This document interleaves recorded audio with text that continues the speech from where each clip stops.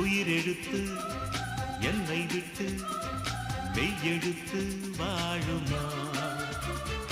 எத்தனை நாள் சொன்னதுண்டு பள்ளி அறை காவியம் சொன்னதற்கு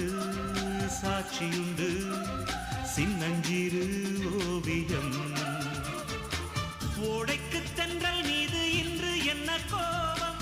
ஒட்டாமல் எட்டிச் சென்றால் யாருக்கு என்ன லாபம் நீ சின்னமான் என் சொந்தமான் கல்யாணம் கச்சேரி கால் கட்டு எல்லாம் ரயிலேறி போயாச்சிடு